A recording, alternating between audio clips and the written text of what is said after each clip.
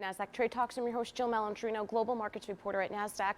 Joining me at the market site in Times Square, we have Bob Yager, who's a senior energy analyst at Mizuho Americas. And Bob, the key story over this weekend was, of course, oil surging for its highest intraday gain ever. All time.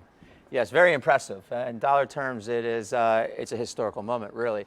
Though I would say that compared to the good old days of the first, second Gulf Wars, the lasting impact on the market will probably be more limited. Those days, we were limited up multiple days in a row, but as a percentage of the daily move, it was less. But this is definitely going to put some risk premium into the market here that I don't think is going to evaporate anytime soon. Yeah, so I mean, that 20% move that we saw on the morning of September 15th, it's pretty significant. But I also think when you were talking about before in terms of limit up and down, like we saw in the first and second Gulf Wars, the structure of the market is very different than it is now. Very different. Plenty of crude oil out there in the global scene. Here in the United States, we have about 20 million barrels more than we had last year. And certainly not even remotely the same leg as back in the good old days. We have 400 million barrels in commercial storage. We have over 600 million barrels in the Strategic Petroleum Reserve. So we have a lot of crude oil. One thing about this Saudi situation, the crude oil that's affected really in Saudi Arabia is light crude oil, Saudi light. That's almost the same kind of crude oil that we got here in the United States. And we were having a little bit of trouble finding home for that crude oil in the last couple weeks. There's basically a scarcity for heavy grades. We have light crude oil to go around. Now our export capabilities are a bit limited. We're at about a little bit over 3 million right now. We probably could get to 4 million, but if the Saudis start to have trouble, we're going to find out really quickly if we can get to 4 million. And you had mentioned that the Strategic Petroleum Reserve, President Trump actually authorized the release of that. So when would we need to access those resources? Okay, there's a series of events here that will click off pseudo panic in the market if they happen. The first one, when you know there's a little bit of trouble, Saudis have about 36 more days worth of storage capacity where they can give their customers crude oil that's in storage right now. That's fine. If they start to ask their customers to take heavy grades instead of the light grade that they're contracted for, and that gets to the press and that gets to the rest of the customer base, that gets to the industry, there's going to be a little bit of panic if that's the case. If the Trump administration has to honor the SPR and somebody wants to start lifting barrels from the SPR, that's the next level. People are going to start to panic a little bit. That means it's getting tight. That means it's getting ugly a little bit.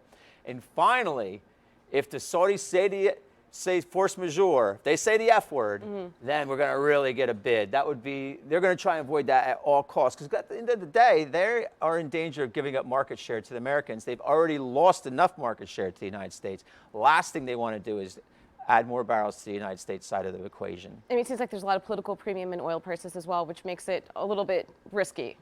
Absolutely. I mean, I'm going to make the argument that we may pull back this if nothing changes. If the military situation stays the same, there's not another strike, the United States doesn't strike Iran or something crazy like that, I would tend to think we would pull back to this area right about here-ish, 57.50-ish. And that's $2.50, $3 higher than we were on Friday when we went out. I think you're probably going to end up with $2, $3 worth of risk premium that the market will have to digest as a function of this situation. All right, now the obvious question is the impact to the energy sector. Is now the time to jump into these stocks? Because if everything remains the same as you had said before, crude's going to come back in. It depends on your risk profile. I think we're going to pull back, and I think that's usually the way things happen in these kind of spike situations. It always pulls back. It kind of leaves the panic buyer hanging in the wind to a certain degree. However, there is definitely scenarios that you could paint that would take this thing above and beyond. I mean, if the United States got involved, we have the USS Abraham Lincoln Carrier Strike Group is in the Persian Gulf area right now. It's actually in the Indian Ocean, right outside the Strait of Hormuz. But if that were to get involved in any way, shape, or form, this goes to the next level. Yeah, but what about the stocks themselves? Because the energy sector has been beaten up. I believe it's the worst up for the year, but relative to the rest of the 10 other sectors within the GICS complex, they're beaten up. So is now the time to get in, or do you think we I'm going to say you could really rolling the dice there because I expect the pullback is the most likely scenario. And if that pulls back, energy is going to pull back with it.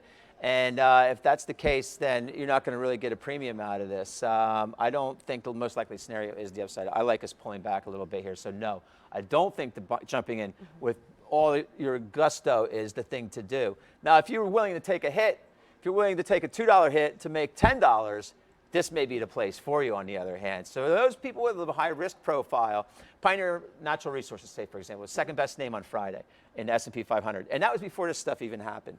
Obviously, people liked the name somewhat. It was a part of big name in the sector rotation, which was a common theme in energy last week.